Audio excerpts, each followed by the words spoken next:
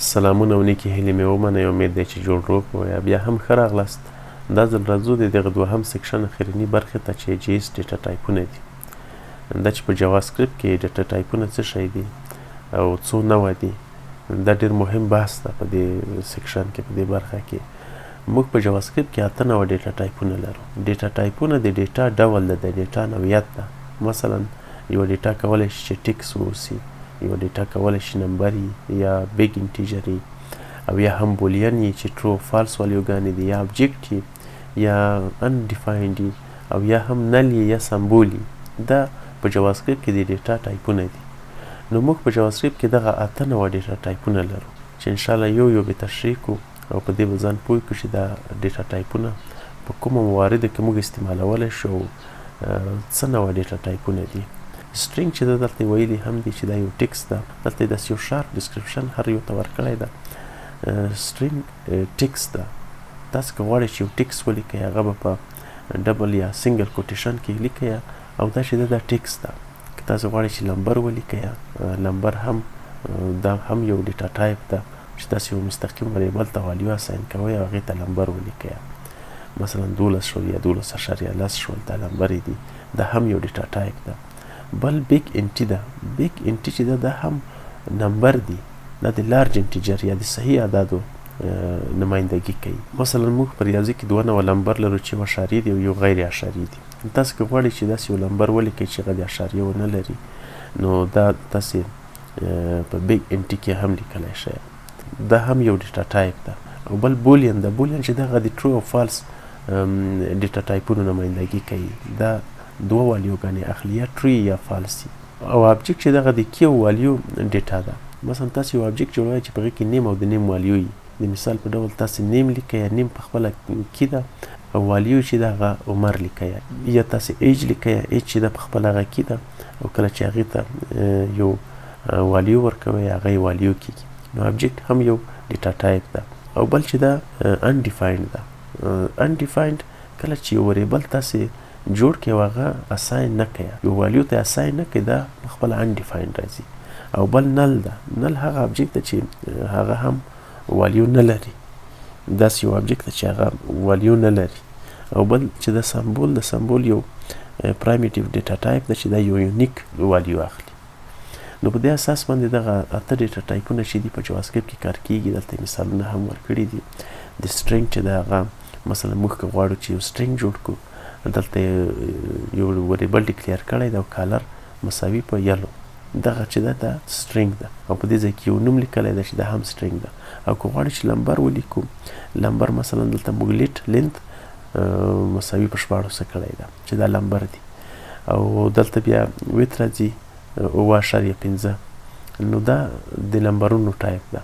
او بیگ انټي چې ده موږ که غواړو چې یو داسې عدد ولیکو چې هغه په اصطلاح هغه اشاریه عدد ونه لري، دلته 9.5 دي، په دې ځای کې تاسې نشئ کولی چې هغه ته اشاریه عدد ورکوئ. نو دا دې ته انټیجر وایي. دا انټیجر عدد دي.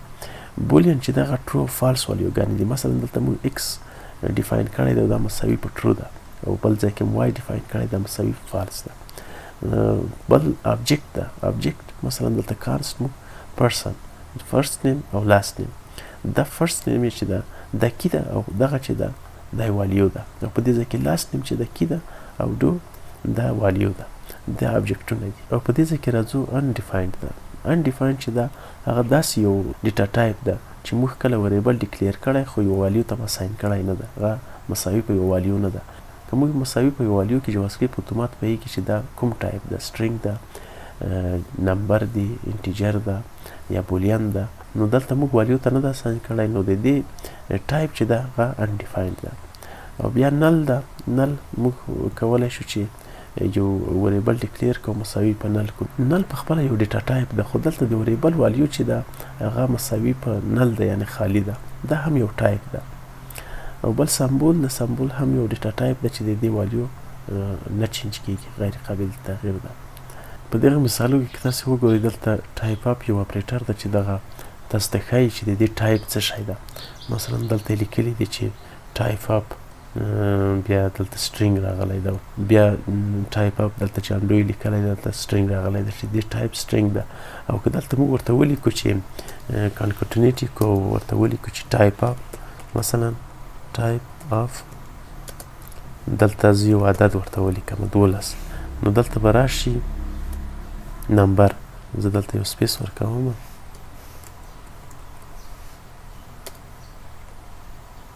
په دې ځای کې بیا هم بیار ورکوم بیار که ورکو بیار خو تاسو په HTML کې لوستی چې دغه لاین قطع کوي زه دلته راځم بیار ورکوم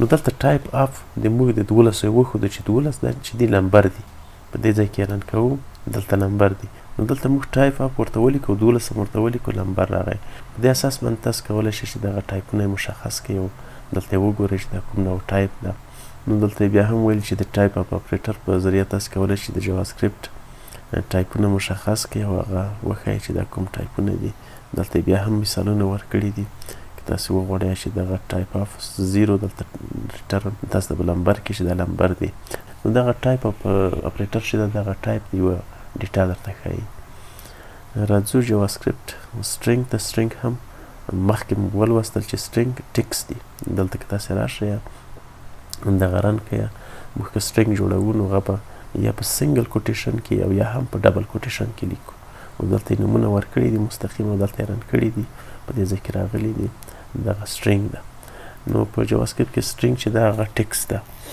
او بیا راځو دلته دا هم تاسو کولی شئ چې په ډبل کوټیشن کې بیا سنګل کوټیشن کار کوي مثلا ځینې وخت داسې موږ ضرورت پېښېږي چې یو څه ولیکو چې هغه کوټیشن ولري نو تاسو که غواړئ چې کوټیشن یا سنګل کوټیشن یا ډبل کوټیشن کار کوي نو دلته به راځئ اول به په دغه په ډبل کوټیشن کې لیکئ ځکه دغه سټرینګ چې ده دا په سنګل یا ډبل کوټیشن کې لیکل کیږي خو کله چې تاسو راځئ په یو سټرینګ کې یو نوم په کوټیشن کې راولئ مثلا په دغه ځای کې دغه نوم چې ده دا په سنګل کوټیشن کې راغلی نو دا په ډبل کوټیشن کې لیکل شوی تاسو بیا دلته سنګل کوټیشن انسایټ په دې کې ورکوئ دغلته او که تاسو غواړئ چې په ډبل کوټیشن کې یو څه راولئ دا په ټول اول کوټیشن په سنګل کوټیشن کې لیکئ یا په وروسته دا په ډبل کوټیشن کې لیکئ لکه دلته چې راغلی ده نو تاسو کولی شئ چې سنګل او ډبل کوټیشن هم داسې کار کوي او بیا راځو نمبرو ته نمبر هم په جاواسکرپټ کې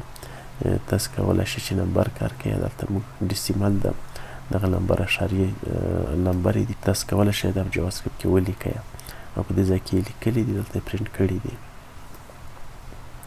او تاسې دا هم کولی شئ چې یو لارج نمبر یو اوږد نمبر په ډېره ساده او اسانه طریقه او په لنډه طریقه ولیکئ مثلا دلته 123 موږ لیکلي دي بیا هم ای ورکړي ده 5 لیکلي دي نو تاسو کولی چې یو غټ نمبر په یوه لنډه طریقه هم ولیکئ د ای نه بعد دغه 5 چې دي دا د صفرو په معنا راځي یعنې دلته موږ لیکلي چې 12,300,000 دا یوه لنډه طریقه ده یعنې د ای نه وروسته چې کله موږ یو نمبر ږدو مثلا دلته یې 5 ایښي 5 نمایندګي د صفرو کوي موږ که غواړو چې ولیکو چې 12,300,000 نو دلته 23 لیکو او بیا ای 5 ورکوو دا هر یو صفر ده دلته که موږ راشو دا 2 کو نو دا په دې معنا ده چې د نمبر به وړوکی کیږي یعنې دغه 2 صفره یې ورکړل او دغسې تاسې کولی شئ یو وړ نمبر ولیکئ یو ډېر کم نمبر هم ولیکئ دلته ماینس ورکوئ او بیا به یو نمبر ورکوئ چې په څومره شکل وړي زه که دلته راشم یو ولیکم دا 12.3 راځي که راشم زه 2 ولیکم دا په دې ترتیب باندې دا وړوکی کیږي 1.23 شو که 3 ولیکم نور هم وړوکی کیږي 0.3 شول نو تاسو کولی شئ که یو اوږد نمبر ولیکئ په اسانه طریقه یې هم لیکلی شئ او که غواړئ چې یو ډېر وړوکی نمبر ولیکئ هغه په دې طریقه هم لیکلی شئ بولین چې ده دا په ټول پروګرامینګ کې ډېره مهمه موضوع ده او دا ټرو او فالس والیوګانې اخلي مثال په ډول دلته موږ راغلي یو ایکس هم ډیفاین کړی او هغې ته هم 5 ورکړي دي والیو یې 5 مساوي ده او دلته بیا دغه اکسپریشن ورکړی ده چې آیا ایکس مساوي په 8 ده که ایکس مساوي په 8 وي نو نتیجه ټرو راځي او که نه وي بیا فالس راځي چې دلته فالس راغلی یعنې ایکس چې ده هغه مساوي په 8 نه ده په دې ځای کې په دې اپریټر کې غلط نشي. دلته که موږ یو اپریټر ورکو دا په دې معنا ده چې x مساوي په 8 کړه، خو که دلته موږ دوه اپریټره ورکو دا په دې معنا ده چې x مساوي په 8 ده که نه. که وي نو دلته ریټرن دغه والیو چې دا ټرو راځي او که نه وي دا فالس راځي. په دوهم ځای کې ورته ویلي چې ناٹ ایکول، آیا x مساوي په 8 نه ده؟ نو x مساوي په 8 نه ده او نتیجه یې ټرو راغلي. او په دې ځای کې ویلي چې ګریټر دین، آیا x لوی د 8 نه ده؟